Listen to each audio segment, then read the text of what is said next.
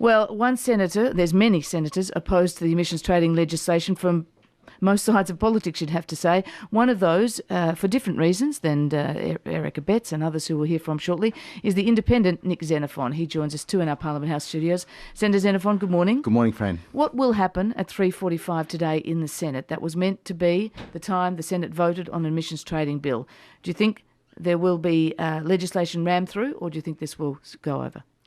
Well, I warned my Liberal Party colleagues on the other side of the chamber a couple of days ago not to use the guillotine, not to gag debate on the most important structural change to Australia's economy. So I'm not sure what will happen. My position is clear. We do need action on climate change. We do need to have a decisive emissions trading scheme, one that delivers real cuts, not just 5%, in order to do what's needed to be done according to the scientists. But this scheme, this compromise, is the worst of both possible worlds. It gives us a lousy degree of cuts at a huge economic cost. And Fran, just yesterday, after a team of economists at Frontier worked around the clock, they delivered a pretty devastating assessment in terms of the fiscal impact of the compromise. It will show that we'll be in the red to the tune of close to $4 billion, up from $2.5 billion in the government scheme, huge losses in revenue. It just indicates that this compromise has made a bad scheme even worse. You have your own reasons for opposing the ETS. They're different to, say, someone like Senator Barnaby Joyce, who we heard earlier on the program. Sure. What do you think is driving the coalition here, the people who have revolted against Malcolm Turnbull on this? Is it sound policy or bald politics? Look, it's quite interesting that some people who a couple of days ago were Malcolm Turnbull supporters really were put off by the whole process in the party room a few days ago. They've told me that what's occurred, that there wasn't a genuine vote, or there wasn't an opportunity for them to have their opinions expressed.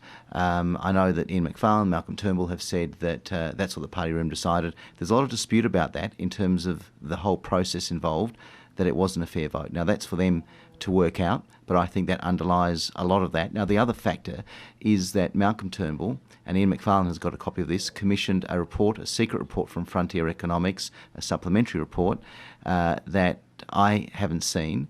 It's a report that Malcolm Turnbull refused to give to me. He said it was his report, didn't give it to his party, and that's, I think, fueled Andrew Robb's approach and that of many others who are sitting on the fence. So clearly your view is that, yes, we need some kind of action on climate change, but not this particular emissions trading scheme bill.